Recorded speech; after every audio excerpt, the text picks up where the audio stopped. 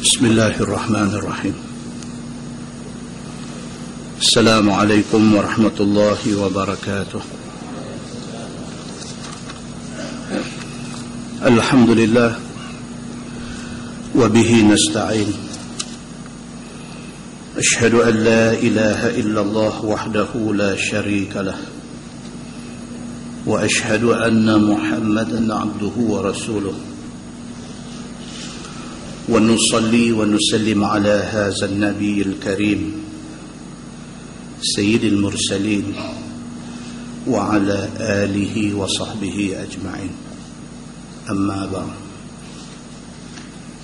أيها المؤمنون اتقوا الله، أوصيكم وإياي بتقوى الله، فقد فاز المتقون.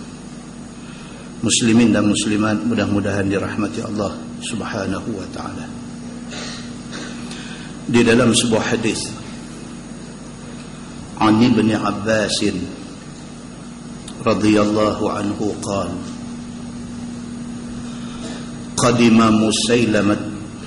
qadima Musailamah al-Kazzab ala ahdi Nabi sallallahu alaihi wasallam al-Madinah, فجعل يقول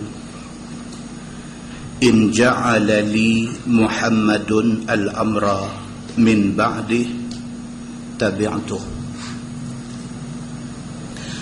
فقدمها في بشر كثير من قومه، فأقبل إليه النبي صلى الله عليه وسلم ومعه ثابت بن قيس بن شماس، وفي يد النبي صلى الله عليه وسلم قطعة جريدة، حتى وقف على مسيلمة في أصحابه. قال النبي صلى الله عليه وسلم: لو سألتني هذه القطعة ما أعطيتكها، ولن أتعدى أمر الله فيك،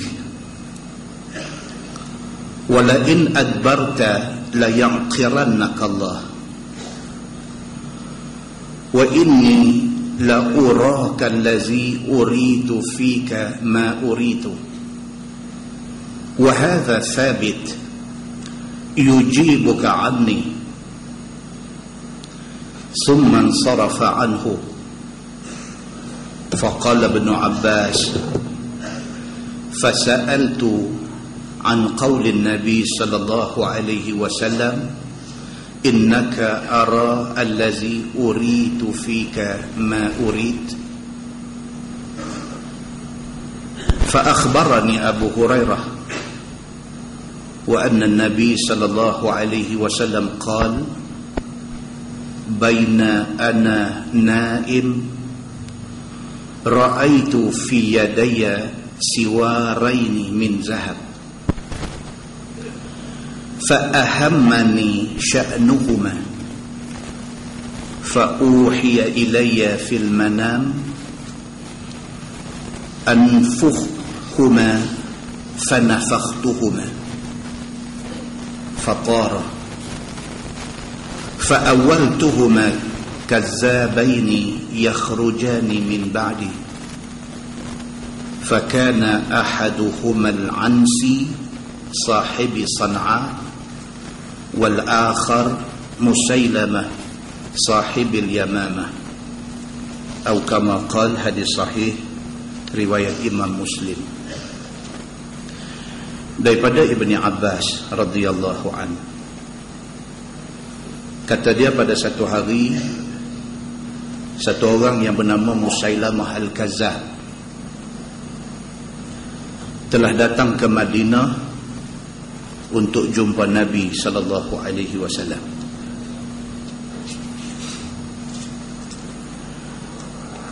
Apabila dia sampai sahaja di Madinah, kata Musailamah al-Kazzab: In ja'ala li Muhammad al-amra min ba'di tabi'tuh. Musailamah Al-Kazzab bila dia sampai di Madinah, dia kata, kalaulah sekiranya Muhammad sanggup bagi tugas sebagai Nabi kepada aku, apabila Muhammad mati nanti, aku ikut dia. Tuan-tuan, sebelum tu kita kena tahu siapa dia Musailamah Al-Kazzab ni. Satu nama besar yang tercatat di dalam sejarah sebagai satu orang jahat. Nama betul dia Musailamah bin Habib. Dipanggil dia ni Musailamah Al-Kazzab, Musailamah pembohong ataupun penipu besar, kerana dia klaim, dia dakwa dia Nabi selepas Nabi Muhammad sallallahu alaihi wasallam. Dia ni daripada suku kaum Bani Hanifah. Bani Hanifah pada zaman tu, zaman Nabi sallallahu alaihi wasallam, depa ni terkenal sebagai satu kaum yang berjaya dalam industri buat senjata. Ni Musailamah Al-Kazzab, dia daripada Bani Hanifah. Bani Hanifah, mereka ni well known, orang kenal mereka dari segi kepandaian buat pedang. Bahkan dicatatkan bahawa Nabi SAW ada sebilah pedang yang dibuat oleh Bani Hanifah.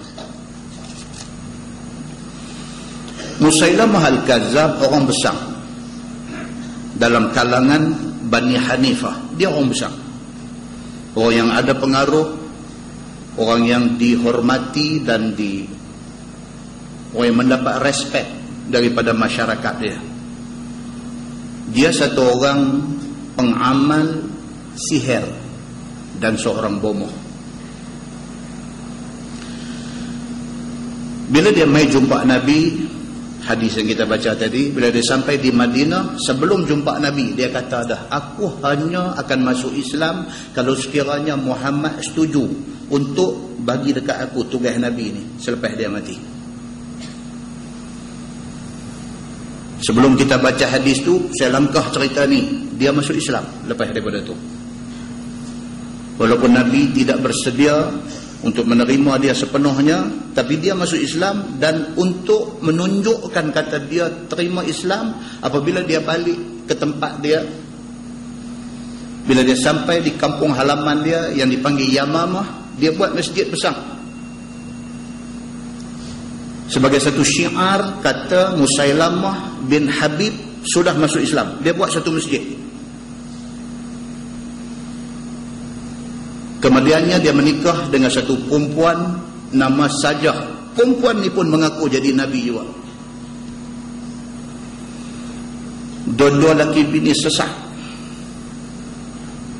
Apabila wafat Nabi, naik khalifah Abu Bakar As-Siddiq mengganti Nabi sallallahu alaihi wasallam.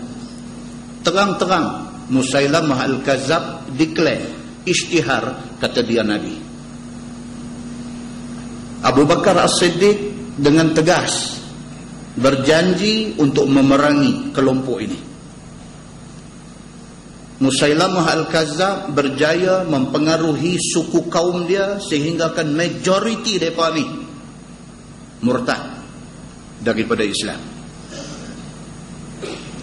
Abu Bakar As-Siddiq hantar pasukan tentera yang diketuai oleh Khalid Al-Walid dan beberapa sahabat besar untuk perang dengan dia. Akhirnya Musailamah Al-Kazzab mati dalam perang Yamamah itu. Siapa bunuh dia menjadi pertikaian di kalangan ulama-ulama hadis dan ulama sejarah. Ada kata dia dibunuh oleh Muawiyah bin Abi Sufyan. Ada kata dia dibunuh oleh Wahsy. Wahsy yang membunuh Sayyidina Hamzah di dalam perang Uhud dulu. Tapi sejarah lebih cenderung mengatakan yang membunuh Musailamah Al-Kazzab ini ialah Wahsy. Bila dia berjaya sahaja bunuh Musailamah Al-Kazzab, Wahsy kata, Aku pernah membunuh satu orang penting di dalam Islam, penting di dalam hidup Nabi sallallahu alaihi wasallam, iaitu Hamzah. Dan pada hari ini aku berjaya membunuh seorang yang cukup jahat yang mengaku Islam, iaitu Musailamah Al-Kazzab. Dan aku bunuh dia ni, dia kata Musailamah Al-Kazzab ini sebagai tebus kepada kesalahan aku membunuh pok penakan yang menjadi kesayangan Nabi sallallahu alaihi wasallam. Itu Musailamah Al-Kazzab. Kita tengok balik hadis ni. Dia mai ke Madinah nak jumpa Nabi. Kata dalam hadis tu, bila dia sampai, dia kata in ja'alali Muhammadun al-amra min ba'dihi tabi'tu. Kalau Muhammad setuju untuk bagi aku jadi Nabi selepas dia, aku akan ikut dia. Aku akan ikut Muhammad.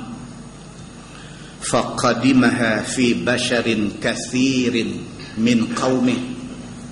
Dia pergi ke Madinah daripada Yamamah, dia mai ke Madinah ni dengan membawa geng yang cukup ramai daripada kampung dia. Fa aqbala ilaihi Nabi sallallahu alaihi wasallam. Hadis ni kata Nabi sallallahu alaihi wasallam keluar pergi sambut dia. Tu yang kata Nabi, tuan-tuan. Bukan dia tak tahu Musailamah Al-Kazzab ni, tapi tang hormat Nabi bagi hormat. Bukan dia tak tahu jahatnya Musailamah Al-Kazzab ni, tapi tang tunjuk respect Nabi tunjuk. Maka keluar Nabi sallallahu alaihi wasallam nak pergi sambut Musailamah Al-Kazzab ni, wa ma'ahu Sabit bin Qais bin Syammas. Kata dalam hadis ni, Nabi pi bersama dengan Nabi sallallahu alaihi wasallam itu ialah satu sahabat yang bernama Sabit bin Qais bin Syammas. Nabi bawa dia ni pi. Siapa dia Sabit bin Qais ni? Siapa dia ni? Dia satu sahabat yang tak berapa terkenal, tetapi dikenali Allah dan Rasul.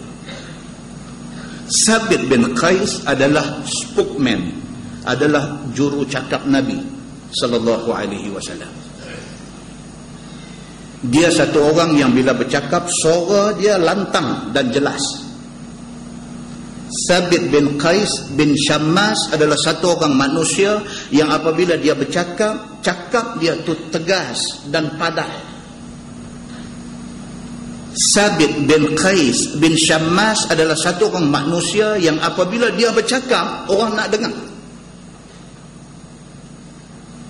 Dia ni satu orang yang ada karisma. Dia satu orang yang seorang yang karismatik, leader.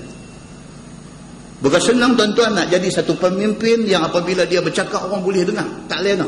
Bukan senang nak jadi satu orang pemimpin yang apabila dia bercakap orang tak genjak daripada tempat dia. Bukan senang nak jadi satu pemimpin yang apabila dia bercakap, orang yang pada mulanya marah dia boleh suka ke dia. Orang yang mempunyai ciri-ciri ini adalah orang yang mendapat anugerah Allah Subhanahu wa taala. Maka Zaid bin Sabit bin Qais bin Syammas, dia mempunyai kriteria ini. Sesuai dengan kebolehan yang ada pada dia, Nabi SAW lantik dia menjadi juru cakap Nabi. Apabila ada orang main nak masuk Islam, bawa bersama dengan mereka penyair yang pandai bercakap, Nabi akan tunjuk Sabit bin Qais yang jawab bagi pihak Islam. Satu orang yang dalam hal jihad, dia ada di saf depan. Dalam beberapa siri peperangan, Sabit bin Qais duduk di saf pertama, termasuk di dalam perang Uhud. Dia akhirnya syahid di medan Yamamah ketika lawan Musailamah Al-Kazzab dan kumpulan murtad. Yang kata Sabit bin Qais bin Syammas adalah satu orang yang takwa dia ni cukup tinggi. Dalam hadis menceritakan apabila Allah turunkan ayat 2 surah Al-Hujurat.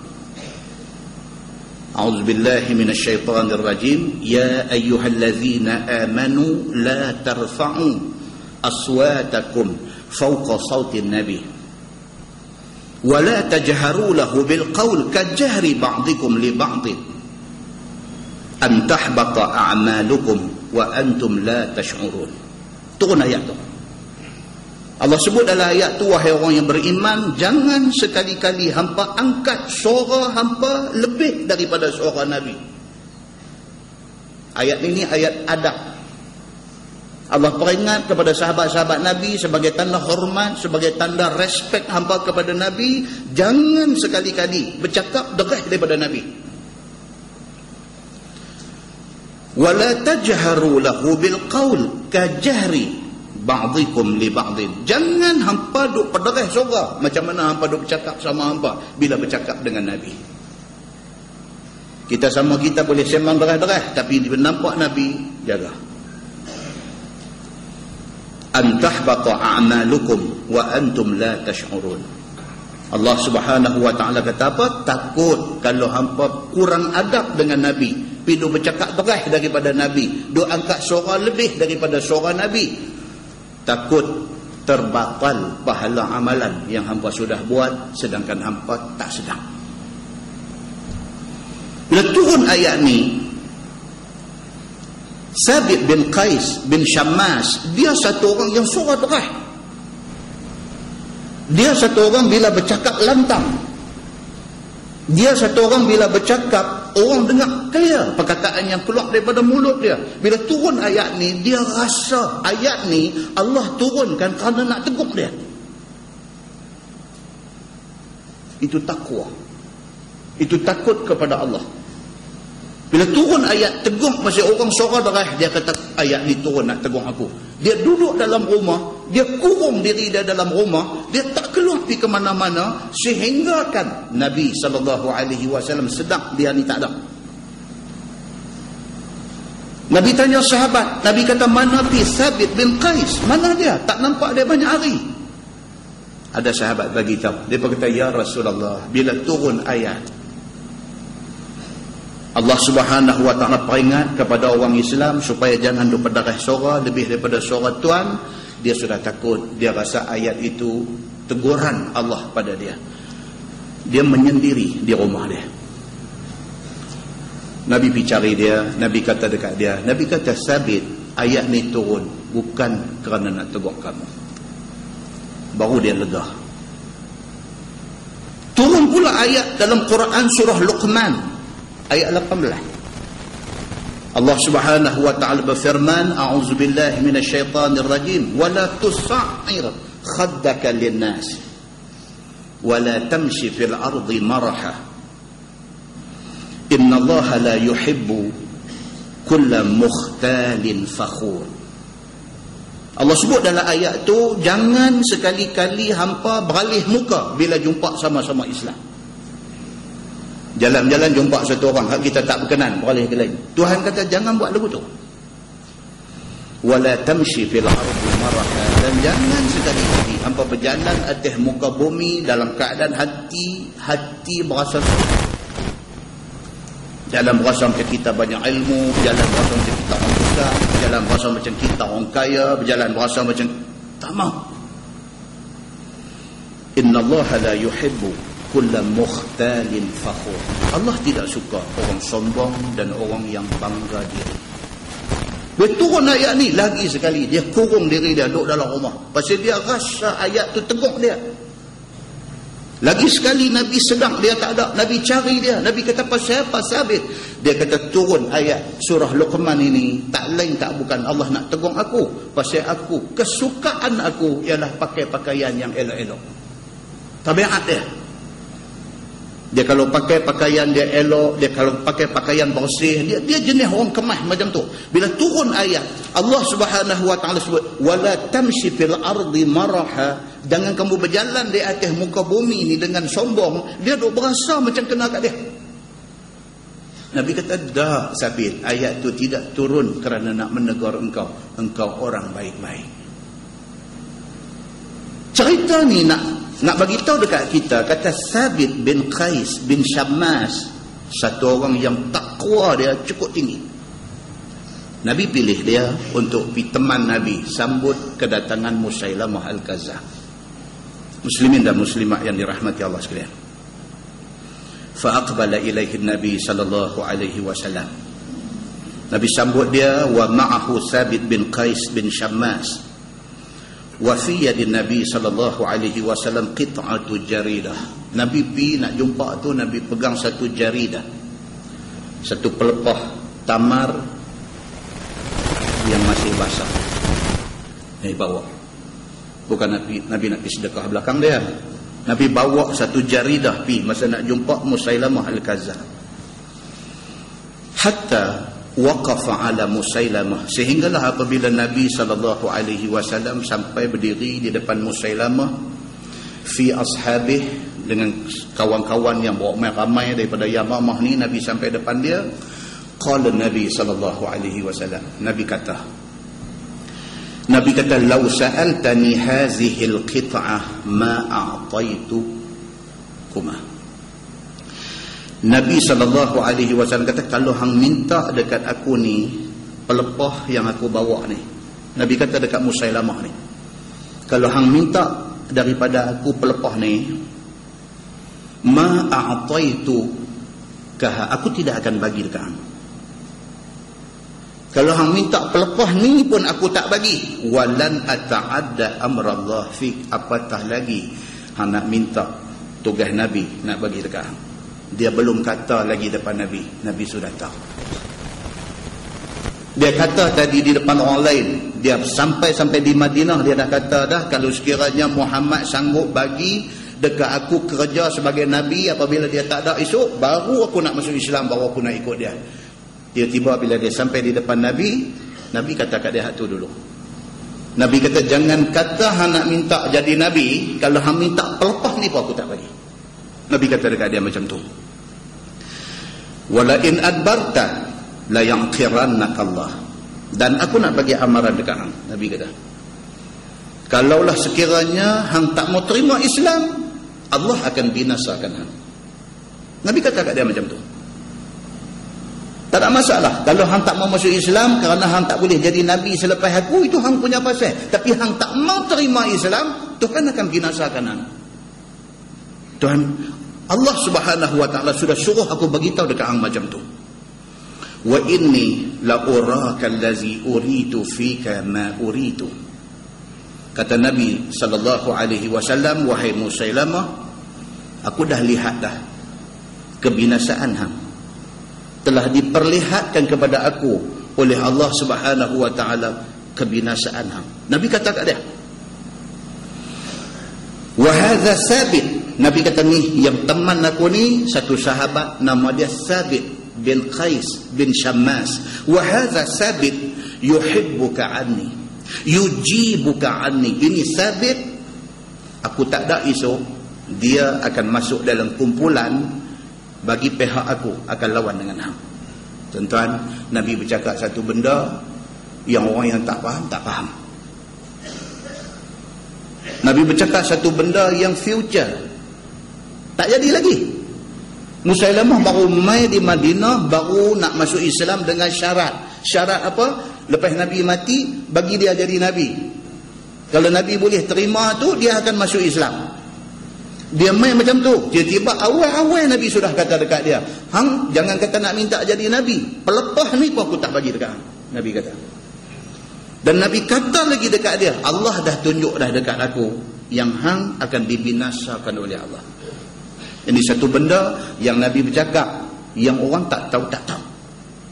Muslimin dan muslimat yang dirahmati Allah sekalian. Dan Nabi kata pula, ini Thabit yang aku bawa mai sama dengan aku, Thabit bin Qais bin Syammas, esok ni dia bagi pihak Islam akan lawan dengan hang. Muslimin dan muslimat yang dirahmati Allah sekalian. Summan sarafa anhu, lepas itu Nabi pun pusing, Nabi tinggalkan dia. Faqala Ibn Abbas, fasa'altu an qawli Nabi sallallahu alaihi wasallam, innaka ara allazi uridu fika ma uridu. Abdullah bin Abbas, dia tak faham maksud yang Nabi kata tadi ni. Nabi kata, wahai Musailamah, aku telah diperlihatkan oleh Allah kebinasaan hang. Abdullah bin Abbas tak faham benda ni. Maka Abdullah bin Abbas tanya kepada sahabat-sahabat ada, apa maksud Nabi kata macam tu? Nabi kata, Apa maksud Nabi apabila Nabi kata telah diperlihatkan kepada aku kebinasaan Musailamah ni? Apa maksud dia? Fa akhbarani Abu Hurairah. Abu Hurairah beritahu. Abu Hurairah kata anna Nabi sallallahu alaihi wasallam qal baina ana naim raaitu fi yadayya siwaraini min zahab. Nabi kata aku tidur. Dalam tidur aku diperlihatkan satu mimpi. Di tangan aku ada 2 gelang yang dibuat daripada emas. Nabi pernah beritahu di depan sahabat. Semalam aku tidur, dalam tidur aku mimpi. Mimpi tangan aku ada gelang emas 2. Fa ahammani sya'nuhuma. Aku jadi rimah. Barang emas, orang lelaki, Nabi kata tak boleh pakai. Tiba-tiba Nabi tidur, Nabi mimpi di tangan Nabi ada 2 gelang emas. Maka Nabi rimah. Ni apa benda ni? Benda yang orang lelaki tak boleh pakai, yang orang lelaki haram pakai. Tiba-tiba dalam mimpi Nabi nampak Nabi pakai 2 gelang emas. Nabi kata fa ahammani sya'nuhuma. Maka gelang yang 2 ni bagi aku jadi serabut. Fa uhiya ilayya fil manam an anfukhhuma. Dan diwahyukan kepada aku dalam aku tidur itu supaya aku buih gelang yang ada di tangan aku. Nabi duk tidur ni, mimpi kata duk pakai 2 gelang emas. Nabi rimah, tiba-tiba diwahyukan kepada Nabi, Allah perintahkan Nabi suruh buih gelang emas duk pakai itu, suruh buih. Fanafakhtuhuma. Nabi kata maka aku pun buih. Fatara, tiba-tiba hilang gelang emas itu. Ini cerita berlaku dalam mimpi Nabi sallallahu alaihi wasallam. Tajuk kita nak baca malam ni tajuk mimpi. So, saya bawa mai cerita hadis, cerita pasal mimpi Nabi. Kata Nabi sallallahu alaihi wasallam, fa awwaltuhuma kazzabaini yakhrujani min ba'di. Nabi kata maka aku mentakwilkan mimpi aku itu. Mimpi Nabi pakai 2 gelang emas. Nabi kata aku mentakwil mimpi itu. Maksud mimpi itu apa dia? Akan mai selepas daripada zaman Nabi sallallahu alaihi wasallam kazzabaini, 2 penipu yang mengaku menjadi Nabi. Yakhrujani min ba'di, 2 ni keluar mai selepas aku. Fakana ahaduhuma al-Ansi sahib as-Sana'a. Hak seorang nama dia Al-Ansi, ataupun nama dia yang sebenarnya ialah Ailah bin Ka'ab. Ailah bin Ka'ab, dia ni beranak-beranak mai kulit gelap, maka dipanggil dia Al-Aswad. Aswad ni maksud dia apa? Hajar Aswad, maksud dia apa? Hitam, batu hitam. Bila beranak keluar mai tengok-tengok kulit hitam, maka dipanggil dia ni Al-Aswad. Al-Aswad Al-Ansi. Dia ni lahir di Sana'a, di Yaman. Dia juga mengaku jadi Nabi. Ni, seronok ni. Pakat duk teringin tengok Nabi ni, teringin. Pasal apa? Pasal Nabi ni dihormati, pasal Nabi ni disanjung tinggi, pasal Nabi ni mempunyai pengaruh besar, maka ramai orang teringin nak jadi Nabi. Di zaman hari ni ramai orang teringin nak jadi ustaz. Dia syok tengok ustaz-ustaz. Dia syok, dia pun nak jadi ustaz. Tapi dia tak mengaji agama, tapi dia nak jadi ustaz. Lepas itu dia pun berceramah sana sini macam ustaz. Lepas itu ada benda dia cakap betul, ada benda dia cakap tak betul. Pasal apa? Pasal dia bukan ustaz. Tapi pasal apa? Pasal teringin nak jadi ustaz. Zaman dulu teringin nak jadi Nabi. Bila tengok Nabi disanjung, bila tengok Nabi dihormati, bila tengok Nabi dikasihi, teringin. Maka timbul orang-orang ni semua, timbul Al-Aswad Al-Ansi, dia pun nak jadi Nabi. Kalau kita sorot balik tengok siapa dia Al-Aswad Al-Ansi ni, dia satu orang yang timbul, dia asal orang Habsyah. Dia ni dipanggil Al-Aswad kerana kulit hitam. Dia pun macam mana Musailamah Al-Kadzab juga, peminat ilmu sihir dan seorang bomoh. Sama juga. Dan dia kemudiannya diberikan kepandaian oleh Allah Subhanahu Wa Taala, pandai bercakap dan pandai patah hujah. Oh, tu kehebatan dia. Pandai bercakap dan pandai patah hujah. Siapa pun kalau mai berhujah dengan dia, dia menang. Dia pandai bercakap, dia pandai patah hujah orang, sehingga kan orang jadi confident dengan dia. Cakap dia ni very convincing, cukup meyakinkan orang yang dengar. Ini Al-Aswad Al-Ansi. Tapi akhirnya dia dibunuh sebelum Nabi wafat. Nabi jatuh sakit, dia pun mengaku dialah Nabi yang akan ganti Muhammad yang tengah sakit. Sebelum Nabi wafat, dia dibunuh. Dia ni Nabi SAW bila tidur mimpi, kata gelang mai ada dua, diwahyukan kepada Nabi suruh membuih, dan gelang tu pun hilang. Nabi mentakwil mimpi itu. Nabi kata akan mai dalam kalangan masyarakat ini, dalam kalangan umat ini, dua orang penipu besar. Satu Al-Aswad Al-Ansi, dia ni akan timbul di Sana'a di Yaman, dan seorang lagi Nabi kata wal akhar Musailamah sahib al-Yamamah. Satu lagi Musailamah Al-Kadzab yang kita cerita awal tadi. Muslimin dan muslimat yang dirahmati Allah sekalian, ini yang berlaku pada zaman Nabi sallallahu alaihi wasallam. Dan apa yang berlaku ini akan terus berlaku sampai dah pun duk jadi. Itu apa gulam apakah mengaku jadi Nabi, lepas tu dia main ayah pin pun serupa juga dengan ceret besar, dengan apa besar. Yang peliknya apa tuan-tuan, hak nak percaya, nak ikut tu ada, jangan takut.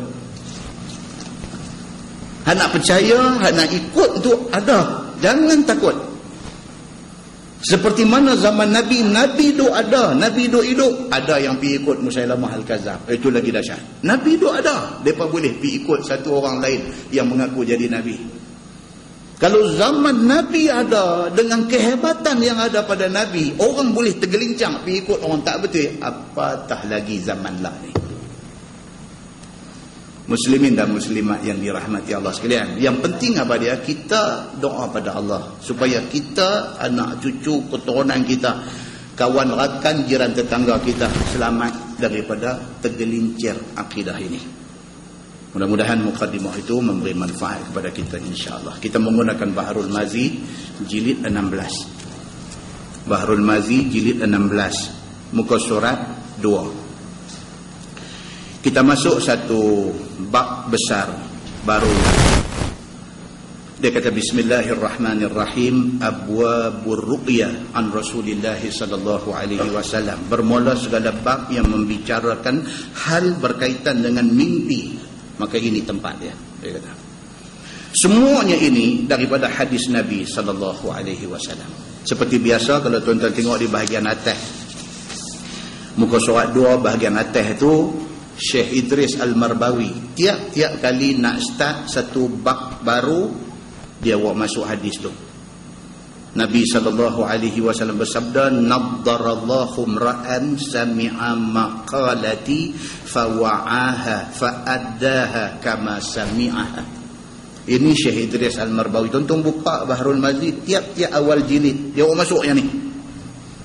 Ini hadis yang menjadi ucapan Nabi SAW ketika Nabi berada di Masjid Khaif di Mina. Sampai hari ini ada lagi. Tuan-tuan pergi buat haji, tuan-tuan pergi umrah, kita akan pergi daripada Arafah, kita main Muzdalifah, Muzdalifah nak masuk main Mina, kita akan melalui satu masjid, dia panggil Masjid Khaif. Di masjid itulah terucapnya hadis ini.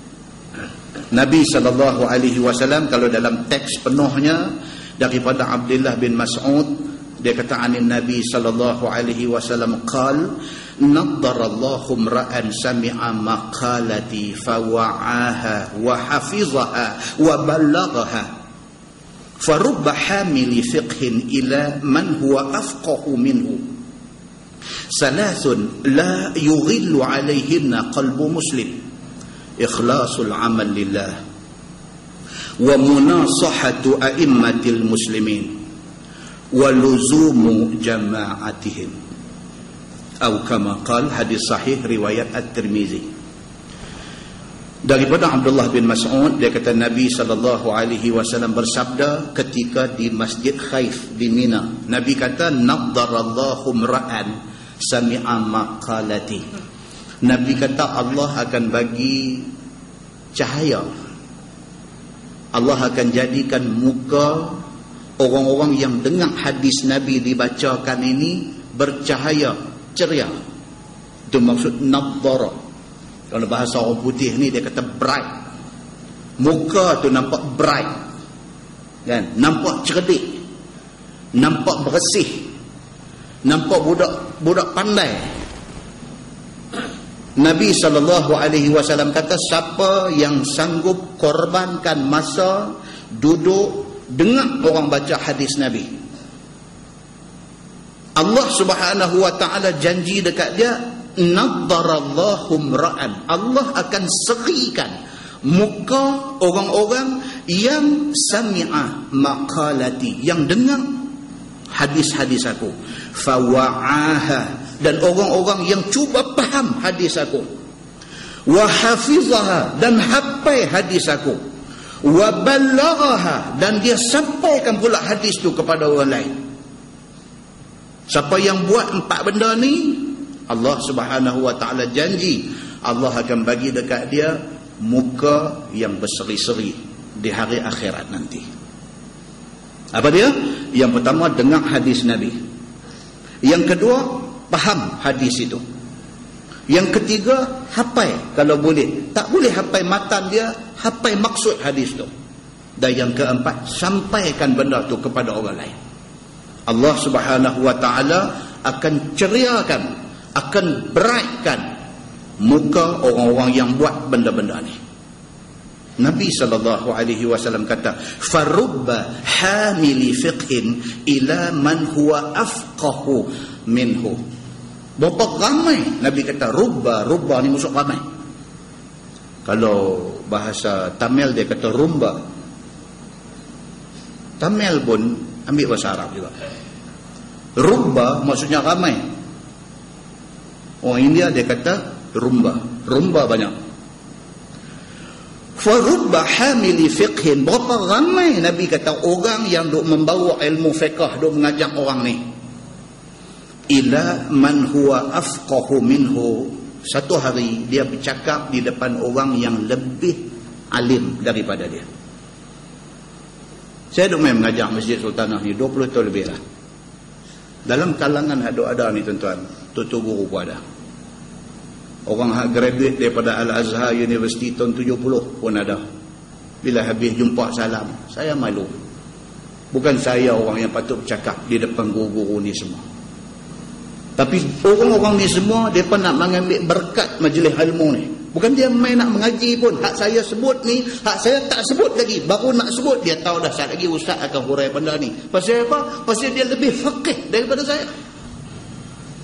Dan benda ni Nabi SAW kata memang jadi. Satu orang pergi bercakap di mana-mana, kadang-kadang dalam majlis yang dia duk bercakap tu ada orang yang lebih faqih daripada dia, duk ada dalam tu. Dia mai pasal apa? Pasal dia tawaduk. Dia mai pasal apa? Pasal dia tidak sombong diri. Dia mai pasal apa? Pasal dia nak mengambil berkat majlis ilmu. Bukan dia mai kerana dia tak erti nak mengaji daripada kawan hak duk bercakap dah. Muslimin dan muslimat yang dirahmati Allah sekalian.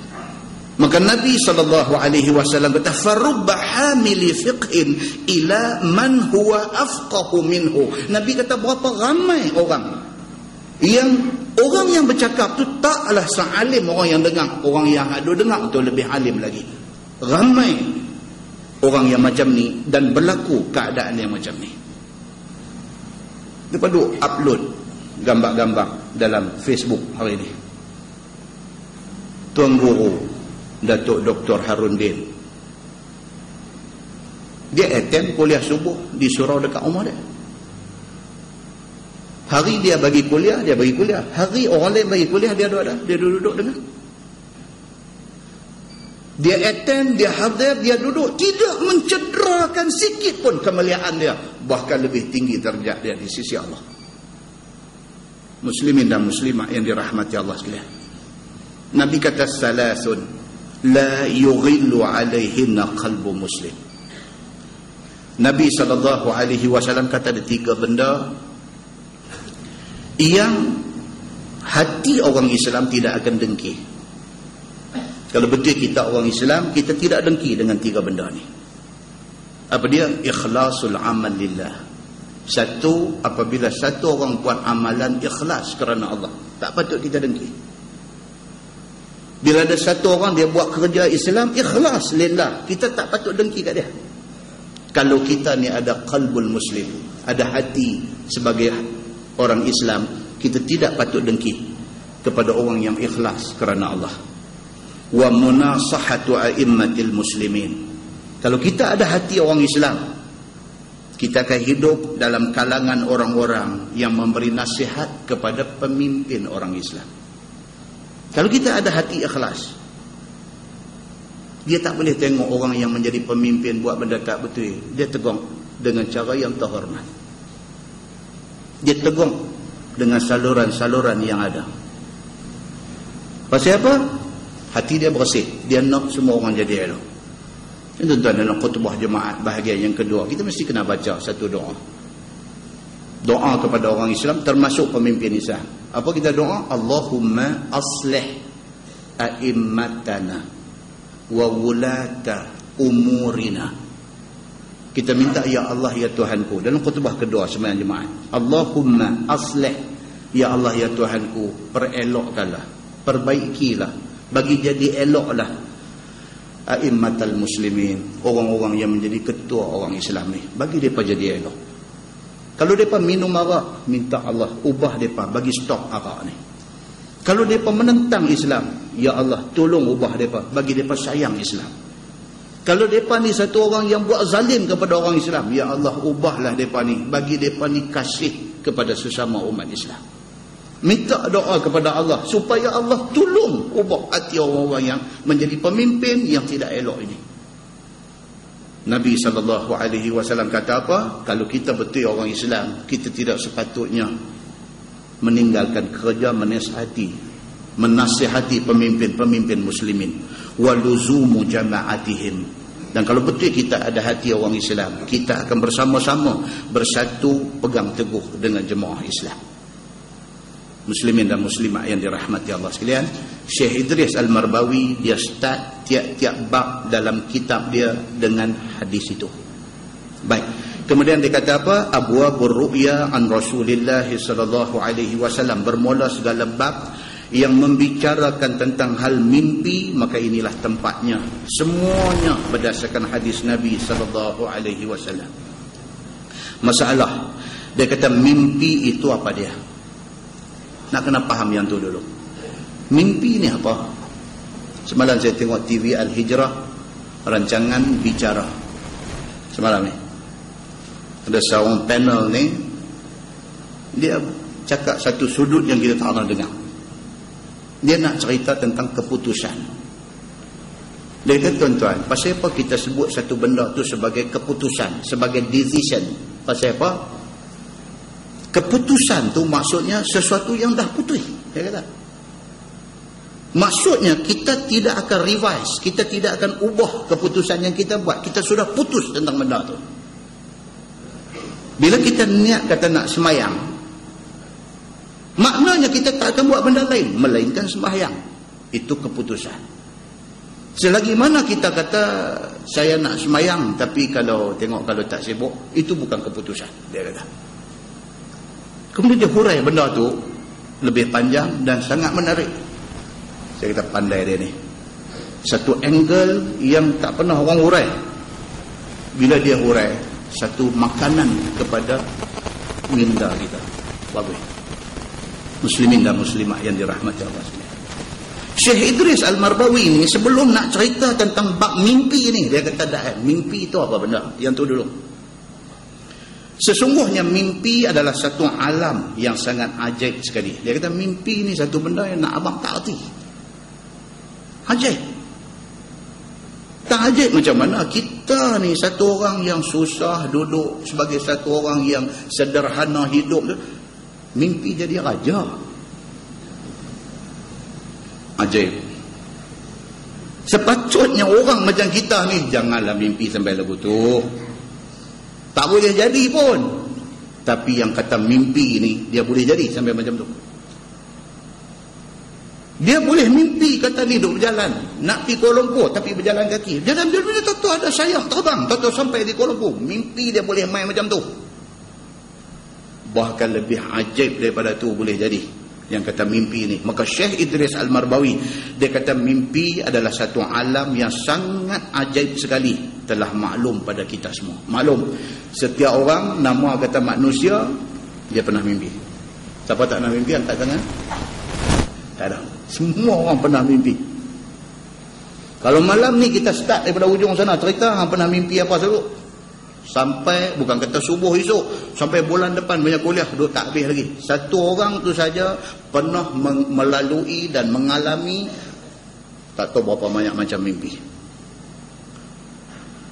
Dia kata, Ustaz, saya kira lagu ni Ustaz, saya pernah mimpi saya jadi imam Masjidil Haram. Astaghfirullahalazim. Kita kata kalau hang jadi imam Alok Merah tak apa lagi.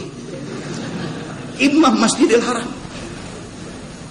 Itu yang kata mimpi, dia tak ada sempadan, dia tak ada siapa boleh halang, tak ada siapa boleh sekat, tak ada siapa boleh kata hang tak boleh mimpi macam ni. Tak boleh, dia nanti pi macam tu yang mimpi ni.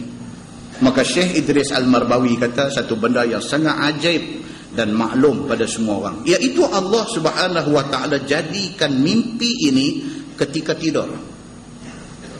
Tuan-tuan jangan buat pasal ada orang duk celek mimpi pun ada. Punya makmurnya Malaysia ini, dia boleh mimpi sambil celek. Duk celek tu rupanya duk mimpi. Biasa orang dalam tidur baru mimpi. Baik, apabila Tuhan nak seseorang itu tidur, seseorang yang tidur itu masuk di dalam alam yang ajaib di dalam tidurnya, maka dengan seketika itu juga ia tidur dan melihatlah ia akan apa-apa yang belum pernah dilihat daripada segala perkara yang ajaib. Ini yang kata Tuhan Maha Kuasa. Tuhan boleh buat satu orang yang duk celek mata, duk bersembang elok-elok tu dia terlap, orang lain duk bersembang lagi, dia terlap tu mimpi duk ada di New York. Allahu Akbar. Tuan-tuan, siapa punya kuasa tu yang boleh bagi dia terlap dan boleh bawa dia pergi sampai New York tu? Allah Subhanahu wa ta'ala, Tuhan Maha Kuasa. Ni kuliah duk jalan ni, dia boleh pejam, lepas tu dia duk senyum. Waktu dia senyum tu, waktu kuliah tak bercakap tentang hal senyum, dia boleh senyum. Kawan sebelah ni heran, dia ni apa ni, orang duk cerita tajuk sedih, yang duk senyum pasal apa? Rupanya dia di New York. Kita yang duk ada di Al-Ustaz ni. Ini yang dikatakan mimpi. Seperti bermimpi satu orang naik ke langit dengan terbang. Dia main. Dia jadi Superman, tuan-tuan. Dia jadi Superman. Betul-betul baju kostum yang dia pakai tu Superman punya. Muka dia. Dia boleh jadi. Ataupun dia boleh mimpi naik kapal perang. Tak pasal-pasal. Dia ada dalam submarine Scorpion. Dia ada dalam tu. Ya Allahu Akbar. Dan mimpi dia masuk syurga. Dia sampai tahap tu dia boleh pergi. Sampai ke syurga dia masuk dah. Ataupun masuk neraka. Wal'ayazubillah. Yang ni karut punya mimpi. Mimpi tentu ulang dua ligan belakang, lari-lari, naga duk kangan nak telan dia, lalu nak pecah peluh. Jaga-jaga nak peluh. Bini kata awak abang duk kelupong tadi ni. Mau tak kelupong, dia kata naga nak faham aku. Dia mimpi macam tu. Manusia dengan macam-macam hal mimpi yang dia pernah lalu. Dan mimpi melihat padang mahsyar pun ada juga. Dia tengok ni padang apa ni, mahsyar rupanya. Balik kiri, padang maksiat rupanya. Bukan padang maksiat. Dia yang silap. Dan melihat Nabi SAW. Ada yang orang mimpi tengok Nabi. Nabi sendiri kata apa? Nabi kata man ra'ani fil manam faqad ra'ani fil yaqazah. Nabi kata siapa yang mimpi tengok aku, tengok Nabi dalam tidur, faqad ra'ani fil yaqadha. Dia sebenarnya macam tengok aku dalam jaga. Pasal apa? Syaitan tidak boleh menyerupai Nabi. Yang bawah ni Datuk yang berbahagia, Datuk Arundin cerita. Dia ustaz kot saya ingat, saya tengok dalam YouTube. Cerita dia mimpi jumpa Nabi, menangis-nangis dia. Tak mungkin dia berdusta dalam cerita dia. Itu anugerah Allah kepada dia. Muslimin dan muslimat yang dirahmati Allah sekalian. Dan sebagainya daripada macam-macam mimpi. Maka di sini tidaklah disebutkan semua mimpi manusia itu, tetapi yang nak disebutkan ialah mimpi Nabi sallallahu alaihi wasallam. Syekh Idris Al-Marbawi kata kalau dia nak tulis cerita pasal mimpi orang, bukan dia 22 jilid, tak tahu 2222 jilid pun tak habis. Pasal apa? Seorang dia ada satu jilid punya mimpi. Jadi dia kata dia cuma nak buat main hadis cerita pasal mimpi Nabi sallallahu alaihi wasallam. Dan setengah daripada mimpi para sahabat Nabi dan juga ta'bir mimpi itu. Apa huraian di sebalik mimpi itu. Adapun mimpi kita semua, yakni manusia, tidak terkira banyaknya dan macam-macamnya, iaitu telah dikarang akan dia oleh beberapa ulama yang ditentukan oleh mereka itu dengan kitab ta'bir mimpi sahaja, seperti mana kitab yang bernama Ta'thirul Anam fi Tafsiril Ahlam. Itu di antara nama kitab yang cerita tentang mimpi dan tafsiran mimpi. Ta'thirul Anam fi Tafsiril Ahlam. Ta'thir ni maksudnya wangi-wangian, minyak atar tu, wangi-wangian tidur, dia kata. So bila tidur mimpi syok-syok ni macam satu wangi-wangian. Dan juga tafsir al-ahlam, dan juga hal tafsiran mimpi. Ada kitab dia tulis di sana. Dan kitab tafsirul ahlam dan lainnya daripada kitab Arab yang memuaskan hati orang yang mau melihat di dalamnya akan ta'bir mimpi itu. Kalau siapa yang jenis rajin mimpi dan dia nak tahu apa ni mimpi yang sama berulang-ulang kali duk mai kat dia, dia nak tahu apa message yang ada di sebalik mimpi itu, kitab ni dia kena pergi baca. So saya kata kerajaan Malaysia kena buat dah satu unit menterjemah kitab Arab. Pihak berkuasa agama JAKIM ni kena ada ke satu unit di kementerian sana no. Kena ada ke satu unit kerja pegawai di unit ni ialah terjemah kitab Arab ke dalam bahasa Melayu. Pasal kita kekurangan sangat buku-buku yang berkualiti tinggi dalam bahasa Malaysia. Bagi ni anak-anak kita balik daripada Mesir, balik daripada Morocco, balik daripada Jordan, balik daripada Syria, balik daripada Yaman, yang mereka ni menguasai bahasa Arab, pandai dalam bahasa Arab, duduk dalam unit tu, bagi tugas ambil satu buku, contoh buku ni, buku ta'bir mimpi, ambil ni berapa muka surat, by end of this year kena siap terjemahan dia. Tak potong gaji, terjemah zakat Sebab sayang, ramai ni duk balik tiap-tiap tahun ni, balik daripada universiti daripada Middle East ni, daripada Timur Tengah ni, bukan sikit balik mai duk kalut tak kerja. Buat unit ni, bagi dia buat kerja ni. Pencegah maksiat ni tu ramai sangat. Yang tu bagi orang lain. Ni hak hampa pandai bahasa Arab ni pergi buat kerja ni.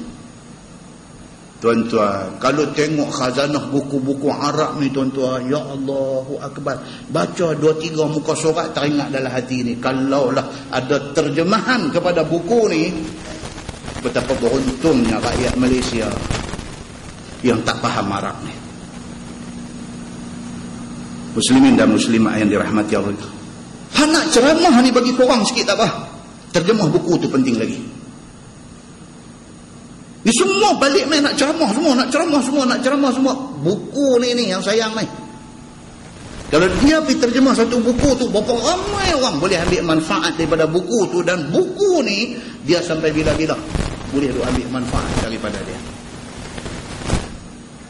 Muslimin dan muslimat yang dirahmati Allah sekalian, benda ni tanggungjawab ni mesti diambil, inisiatif ini mesti diambil oleh pihak berkuasa, pasal dia yang mampu bayar gaji dekat budak-budak yang disuruh buat kerja ni.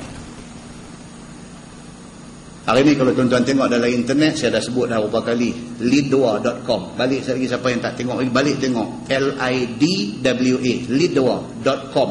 Tuan-tuan tengok, Indonesia mendahului kita dalam hal ini.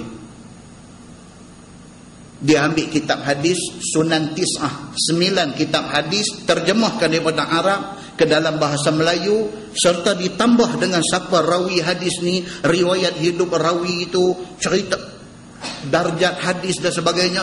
Tuan-tuan, dia buat dalam bentuk CD, dia jual rupa duit aja. Sayang Malaysia tak buat benda ni. Kalaulah kita gembelingkan tenaga orang-orang ustaz-ustaz yang pandai bahasa Arab ni dengan ni hak berminat dalam IT ni, gembelingkan tenaga, hasilkan DVD dalam bentuk macam lidwa.com buat tu. Oh tuan-tuan, duit pun dapat, pahala di sisi Allah Subhanahu wa taala. Muslimin dan muslimat yang dirahmati Allah sekalian. Ini yang dikatakan kitab tentang takbir mimpi. Sudah ada, cumanya dalam teks Arab yang belum dimelayukan. Maka mimpi mukmin adalah yang sebenar-benar mimpi dan yang bukannya mengigau dan sebagainya. Maka tiadalah boleh mempermudah-mudahkan dan menganggap bohong tiap-tiap apa yang ditakbirnya itu.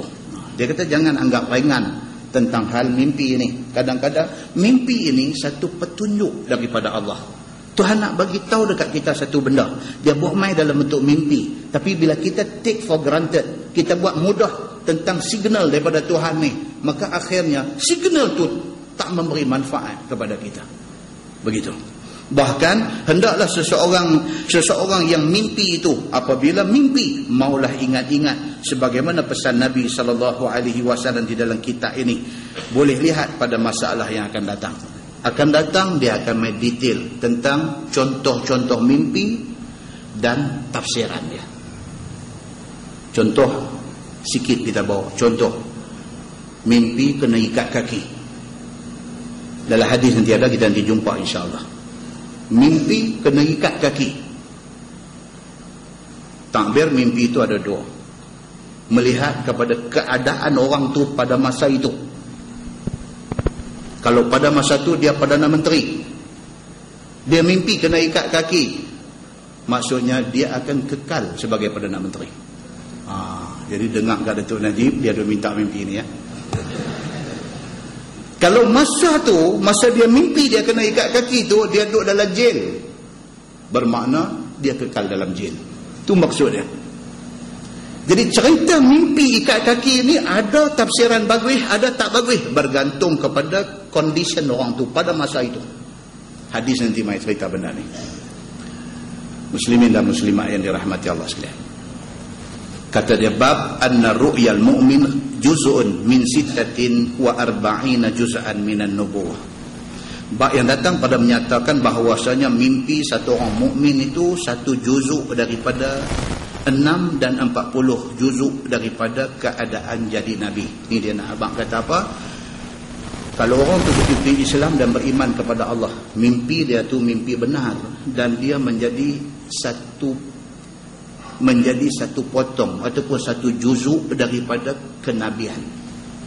Maksudnya mimpi Nabi itu mimpi benar. Kalau kita orang yang beriman, kita mimpi, kita 1/46 daripada benarnya mimpi Nabi itu. Sekali lagi nanti terang detail dia. Ketahuilah saudaraku, bermula makna mimpi mukmin satu potong daripada 46 potong nubuwah itu boleh kita dapat di dalam hadis yang dikeluarkan oleh Imam At-Tirmizi. Kata dia, an Abi Hurairah radhiyallahu anhu qala Rasulullah sallallahu alaihi wasallam idza iqtaraba az-zaman lam takat ru'yal mu'min takzib. Diriwayatkan kepada satu sahabat Nabi sallallahu alaihi wasallam, nama dia Abi Hurairah radhiyallahu anhu. Kata dia, sabda Nabi sallallahu alaihi wasallam, apabila dekat kiamat, bila kiamat sudah dekat, baru ni daripada kata 2012 nak kiamat, habislah. Hari ni 2013, okey ya? Tak kiamat lagi daripada. Pakat takut. Hari tu dia pakat takut. Kan? Keluar dalam internet.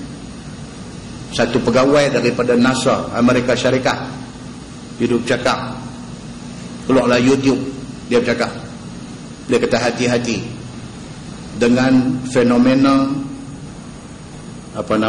alam ni melalui satu proses alignment, dia kata.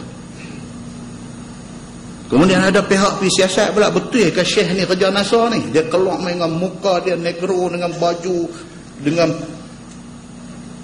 macam pegawai NASA. Betul ke dia ni pegawai NASA? Siasat betul, memang pegawai NASA sungguh. Rupanya dia bercakap hal lain. Dia potong sekerat bawa masuk, dia buah tajuk baru ni. Dunia teknologi hari ni tuan-tuan, hak kawan tu bercakap tu penuh maksud dia lain. Dia pergi potong ambil bawa keluar hak sikit tu, keliru habis semua orang. Jenuh miang badan kau tu duduk tepi. Saya bukan kata lagu tu, saya bukan kata tu. Siapa kata ni, siapa kata? Dia pasang bagi dia dengar balik. Dia dengar, betul lah yang ni saya kata. Ada tu yang kata, yang tak kata pasal apa. Dia kata dalam konteks yang luas. Kutu ni pergi potong sekerat bawa keluar mai, nak pelingkup dia. Miang satu badan. Kan senang ni saya duduk bercakap ni pun, dia potong sekerat, dia bawa keluar. Ada lah orang nak marah. Ustaz Zamsuri ni dulu okey lah ni, karut nampak ni. Yang bercakap 1,5 jam tu mereka tak dengar, mereka pergi dengar hak 5 minit tu. 5 minit tu mereka pergi hukum, rejam dia ni dengan ketul batu, macam mana hukum kat atas penzina yang muhsan.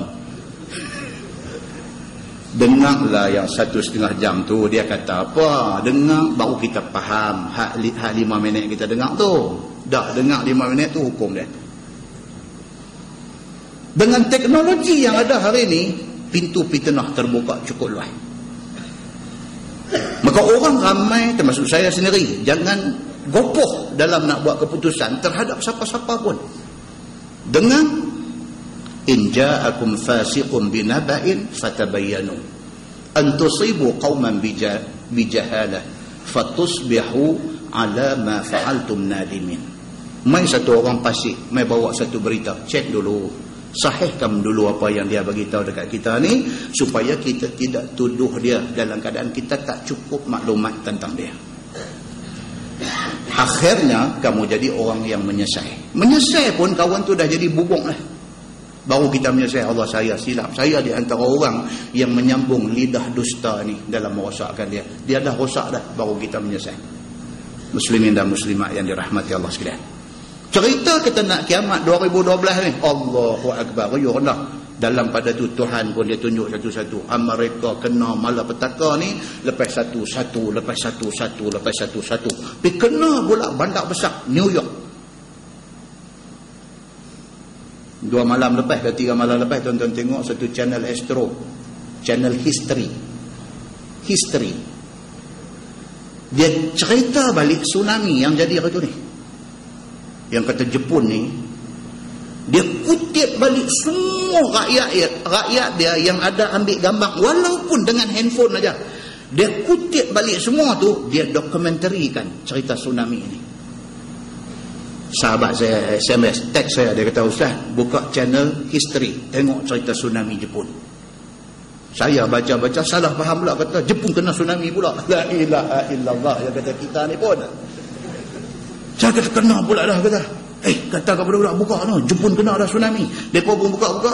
Ini cerita lama ni, kata. Baca balik lagi sekali teks dia. Oh, okey, baru faham.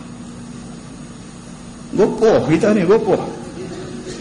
Tapi nak habaq kata Jepun ni, satu benda yang jadi tu, dia dokumentarikan benda tu, dia susun balik ikut sequence. Tuan-tuan mau tengok, dia ada lagi ulangan dalam 2-3 hari ni, ada lagi ulangan dia. Tengok balik filem tu. Kebesaran Allah Subhanahu wa ta'ala. Dia start daripada ayat laut, dia macam dia tarik nafas tu, dia nak hambuk ayat naik atas darat ni, dia tarik nafas tu, Jepun ambil gambar. Tarik ayat laut tu, pergi sampai ke tengah laut tu. Sekali dia bernafas balik, dia main-main Allahu Akbar. Bangunan di bawah hanyut, bukan orang, bukan kereta, bukan pokok, bangunan batu di bawah hanyut. Allah Subhanahu wa ta'ala nak tunjuk, kata apa?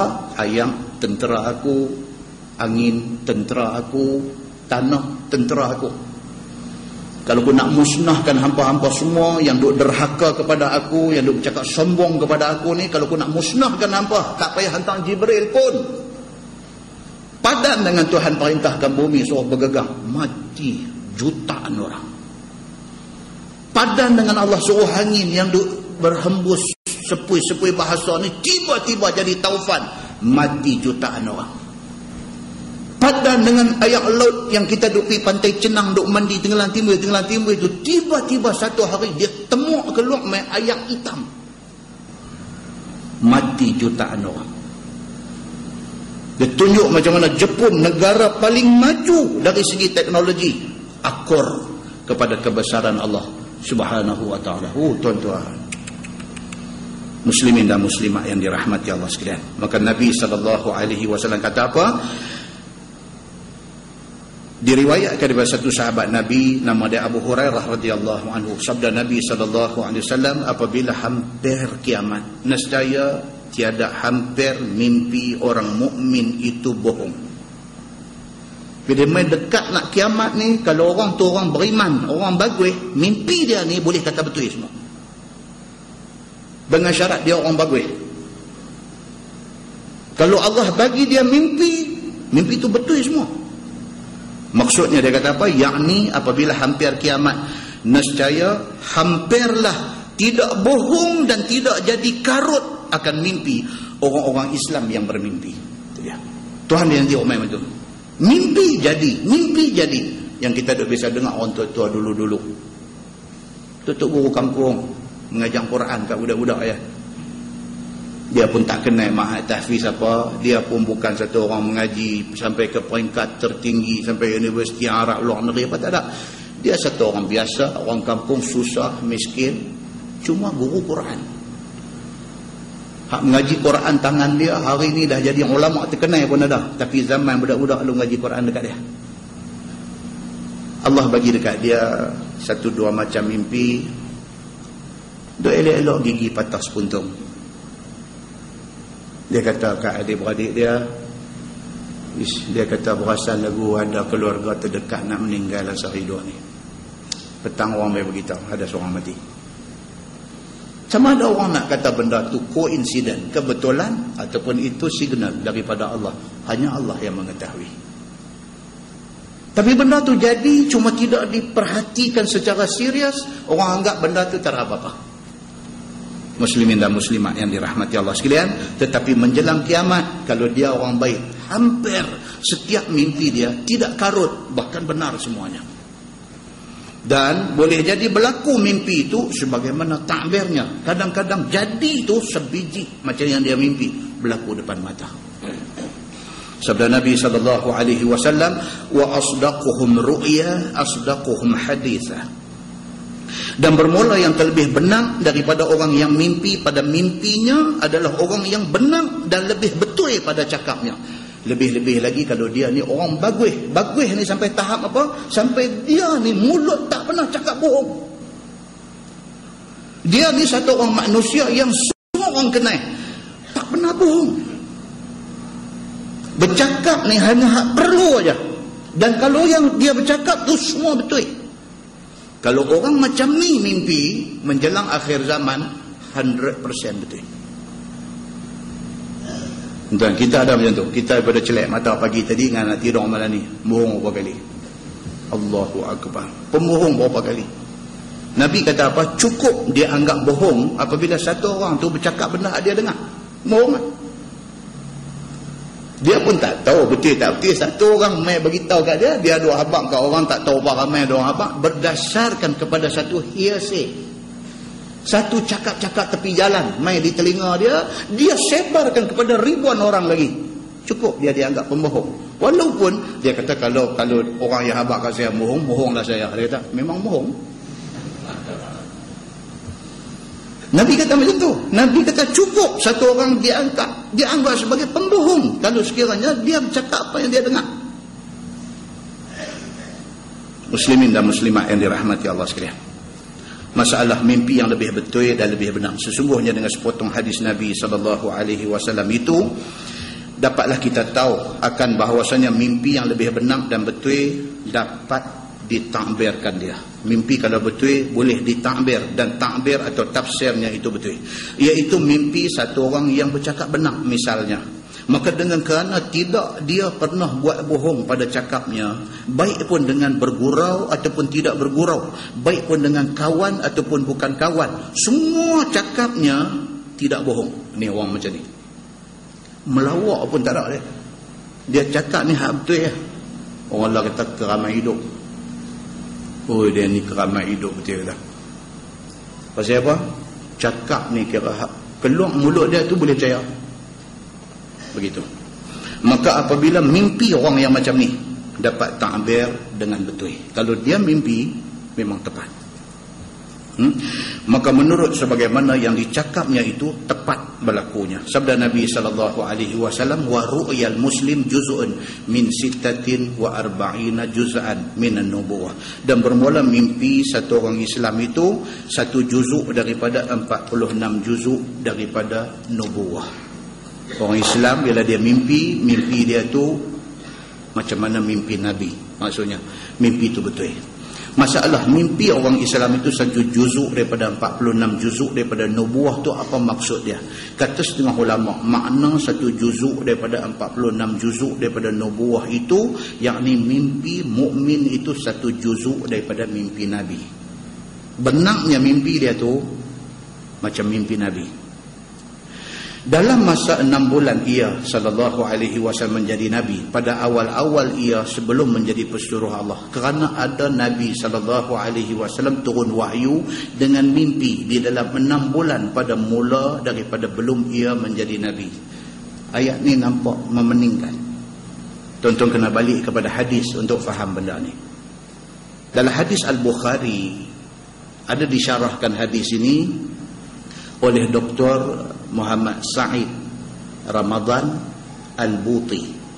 Dia ada buat syarah tentang hadis ni. Cerita tentang Nabi sallallahu alaihi wasallam. Sebelum Nabi dilantik jadi Nabi, Nabi mimpi. Dalam mimpi Nabi itu, Nabi nampak ar-ru'ya salihah fi naum, nampak satu mimpi benar di dalam tidurnya. Nabi nampak satu cahaya terang benderang macam cahaya waktu subuh. Selepas Nabi mimpi benda tu, dalam hadis Bukhari dia kata wa hubbiba ilaihi al-khala wa kana yakhlu bi ghari Hira wa yatahannus fihi. Lepas pada Nabi mimpi itu, Allah jadikan hati Nabi ini suka menyendiri. Maka Nabi bawa diri dia pergi duduk di Gua Hira. Duduk di sana bertafakur, fikir tentang kebesaran Allah. Disebut dalam bahasa hadis tu wa hubbiba ilaihil khala, dijadikan hati Nabi itu cinta kepada khalwah, kepada duduk seorang. Tuhan dan Tuhan dia boleh buat benda ni. Dia boleh buat benda ni. Dan tengok hari ni berapa ramai artis tiba-tiba pergi jadi mau dengan agama. Oh tuan-tuan, siapa punya kerja ni? Allah Subhanahu wa ta'ala. Kita pergi duk marah mereka. Satu, buang masa. Yang kedua, kita berdosa. Sukakah kita mereka ni pergi duk ke darah hawa? Sukakah kita mereka ni pergi hidup bergelumang dengan dosa zina? Hari ni dia tak mau benda-benda tu semua. Hari ni dia mau kepada agama. Yang kita pergi duk sumpah seranah mereka ni pasal apa? Setidak-tidaknya dia berpindah daripada satu zon maksiat kepada satu zon takut kepada Allah. Saudara Aflin Syauqi, anda pernah dengar nama dia? Ikut satu grup rombongan pergi ke Gaza. Bila dia sampai di sana, mata dia witness, mata dia menyaksikan keadaan di Gaza ni. Tuan-tuan, kita dengar cerita orang dengan kita pergi tengok sini tak sama, tuan-tuan. Saudara Aflin Syauqi, saya baca dia punya kisah dia. Dia ikut satu kumpulan, satu grup nak pergi bagi bantuan kepada orang-orang Islam Palestin di Gaza. Bila sampai di sana, dia tengok keadaan orang Islam di Gaza, keadaan susah mereka, keadaan ketakutan yang menyelubungi mereka, keadaan helpless. Tak ada orang boleh bantu, boleh tolong mereka. Bila dia tengok keadaan tu, tanpa perlu siapa pergi cakap apa dekat dia, Allah Subhanahu Wa Ta'ala sudah masuk doktrin ini dalam hati dia. Dia bercakap apa? Dia kata benda yang paling dia kagum dalam banyak-banyak benda yang dia tengok di Gaza ni ialah apabila orang-orang di sana yang mata kita tengok mereka susah, yang mata kita tengok mereka dalam ketakutan, mata kita tengok mereka dalam keadaan yang tidak tentu, tak tahu apa nak jadi, bom boleh jatuh sebelah bila-bila masa, bila sembang dengan mereka kata hasbunallah wa ni'mal wakil. Mereka kata cukup bagi kami Allah. Bila dia kata macam tu, apli syauki tak boleh tahan. Bila dia tengok keadaan tu, dia tak boleh tahan. Orang yang duduk dalam keadaan macam tu boleh bergantung pada Allah. Dia kata, apa ni? Kita yang duduk dalam keadaan senang lenang, kita boleh lupa Allah. Bila dia cerita balik pengalaman dia teriak kan. Allahu bahagia. Siapa pun dalam dunia ni Allah boleh buat macam tu. Kita jangan pandang kata siapa pun tak berpeluang mendapat hidayah Allah. Jangan. Siapa pun dia berpeluang untuk mendapat hidayah Allah Subhanahu Wa Ta'ala. Apa yang perlu kita buat bila tengok keadaan macam ni, apa dia? Minta, ya Allah, kekalkan dia di atas petunjuk-Mu. Minta yang tu. Ni tak tengok-tengok Allah, puak-puak ni apa hari ni. Busuknya hati kita ni. Bukan nak membantu orang jadi elok dah, nak pelingkup orang. Allah, puak-puak ni aku tak percaya, aku mati hidup balik aku tak percaya puak-puak ni. Apa ni? Malik no daripada duk pakai spender kecil duk angkat berat. Duk penaik body. Malik no. Tuan-tuan, hari ni apa sudah jadi dekat dia? Semata-mata kerana satu hari duk di kondo dia sekitar kawasan Jalan Ampang, kondo mewah, jutaan ringgit harga. Jadi satu hari dengar azan masjid aja, tiba-tiba dia jadi. Siapa punya kehendak? Allah Subhanahu Wa Ta'ala punya kehendak.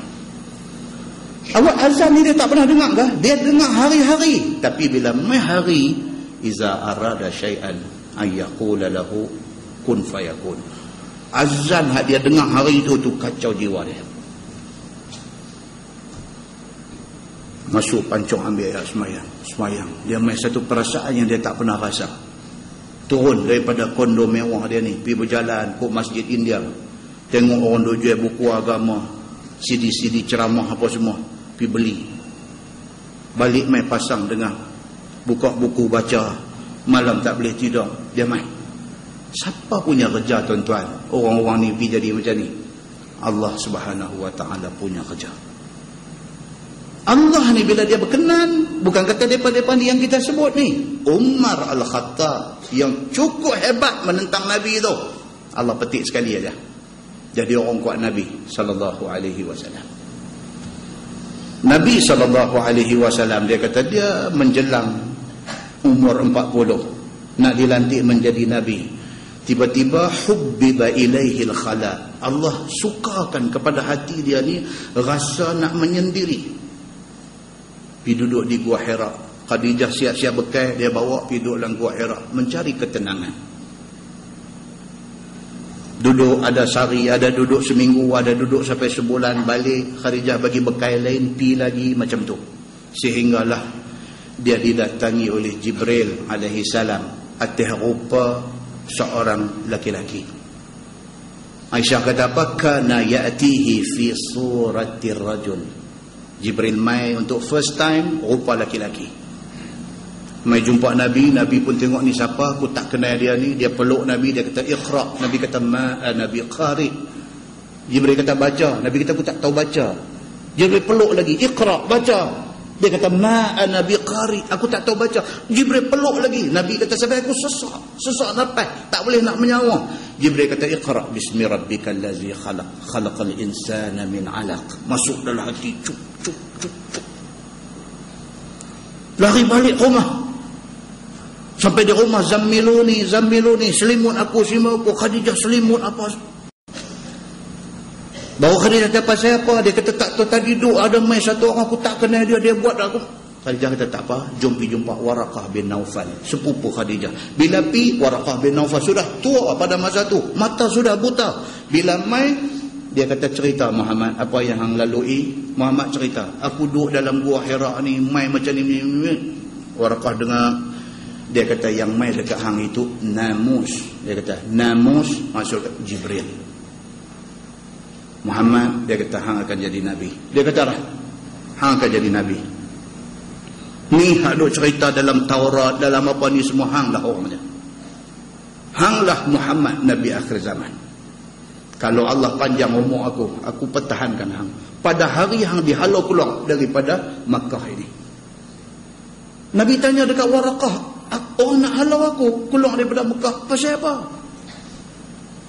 Pasal apa nak halau aku? Apa salah aku? Apa aku buat kat mereka? Siapa pun, Waraqah bin Naufal kata, kalau buat kerja macam hang buat ni, orang akan lawan, orang akan halau.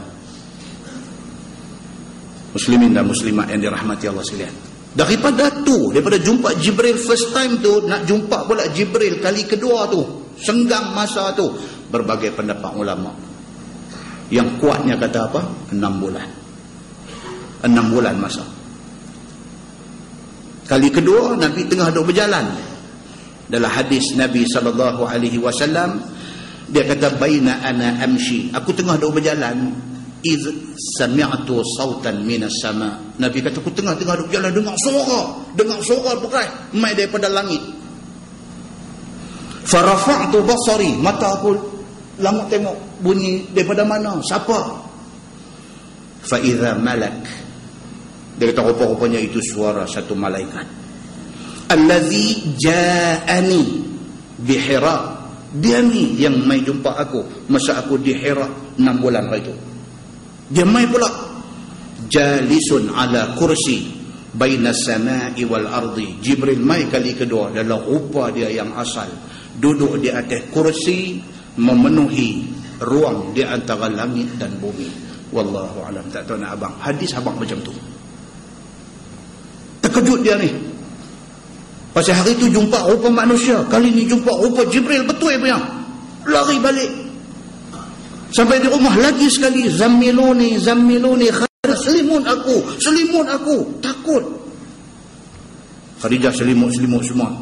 Mai wahyu yang kedua. Ya ayyuhal muddathir, qum fa'anzir.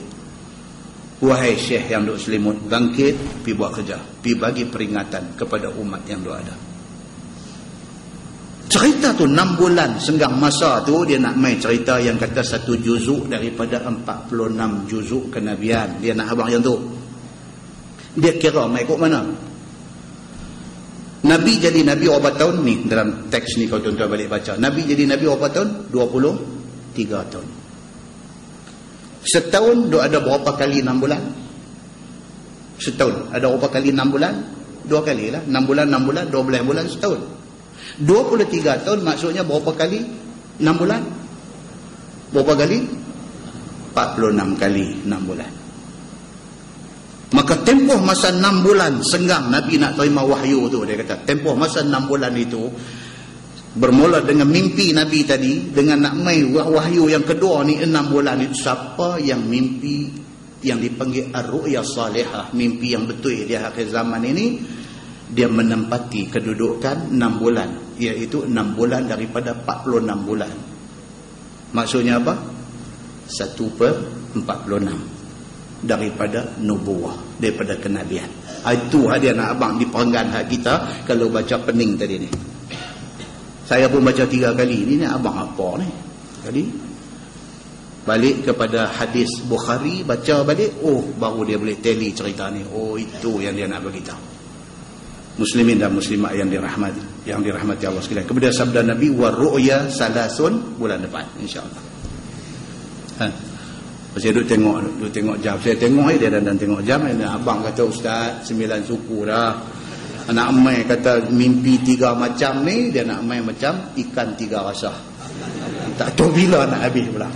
Jadi dia nak abang lepas ni apa dia? Mimpi ni ada 3 macam. Apa dia? 1, mimpi betul. Itu daripada Allah. Yang kedua, mimpi apa? Mimpi yang menakutkan. itu daripada syaitan. Yang ketiga apa dia? Mimpi mainan tidur. Mimpi mainan tidur ni dia main apabila kita terlampau duk fikir benda tu. Dia main mimpi tu. Anak-anak kita duk belajar hafaz Quran ni, duduk sebelah ni, duk belajar hafaz Quran dekat Insaniah ni. Dia otak dia hari-hari tak ada lain, fikir apa? Nak hafaz Quran.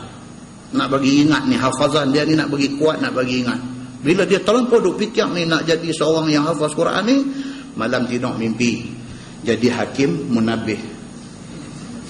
Baru hafaz 1 juzuk, mimpi nak jadi hakim munabih, hakim fatih, hakim hafaz, hakim tarannum. Dia mimpi dia jadi hakim dah. Jaga-jaga, baru 1 juzuk ni hakim apa? Habis lagi 29 lagi, baru boleh pergi tengok bangku hakim tu. Muslimin dan muslimat yang dirahmati Allah, siapa duk fikir yang tu aja, dia akan mimpi benda tu. Ini mimpi yang ketiga, dia akan hurai dalam hadis secara detail insya-Allah. Wallahu a'lam. Lepas ini tuan-tuan, dia akan main lagi tajuk cerita tentang kalau kita mimpi tak elok, apa kita perlu buat. Mimpi tak elok, jaga peluh meleleh, apa patut kita buat. Bila kita tak baca, kita tak tahu, kita bangkit pergi pancong kencing, mai tidur balik. Itu bukan yang Nabi suruh. Nabi suruh buat lagu lain kan. Apa ramai mimpi tu bangkit astagfirullah, apa punya kawin mimpi, bangkit pergi kencing-kencing, mai tidur balik. Nabi tak suruh lagu tu. Dia akan beritahu ke depan ni macam mana kita patut buat. Kemudian dia akan main bab zahabat an-nubuwah wa baqiyat al-mubashirah. Dia kata Nabi tak ada dah. Yang ada cuma al-mubashirah, berita-berita baik. Apa berita baik al-mubashirat itu? Dia akan cerita. Nah, kita tangguh dengan tasbih kafarah dan suratul Asr. Subhanakallah. Asyhadu an la ilaha illa anta astaghfiruka. Bismillahirrahmanirrahim. Innal insana illa allazina amanu wa amilus salihati. اللهم صل على محمد في الأولين والآخرين وسلم ورضي الله تبارك وتعالى عن سادتنا أصحاب سيدنا رسول الله أجمعين. بسم الله الرحمن الرحيم. الحمد لله رب العالمين حمدا يوافي نعمه ويكافئ مزيدا. يا ربنا لك الحمد كما ينبغي لجلال وجهك الكريم وعظيم سلطانك. رضينا بالله ربا وبالإسلام دينا وبمحمد نبيا ورسولا. اللهم افتح علينا فتوح العارفين وارزقنا فهم النبيين بجاه خاتم المرسلين. اللهم فقهنا في الدين وعلمنا التأويل واهدنا صراطك المستقيم. اللهم أرنا الحق حقا وارزقنا اتباعه وأرنا الباطل باطلا وارزقنا اجتنابه. اللهم اجعل جمعنا جمعا مرحوما وتفرقنا من بعده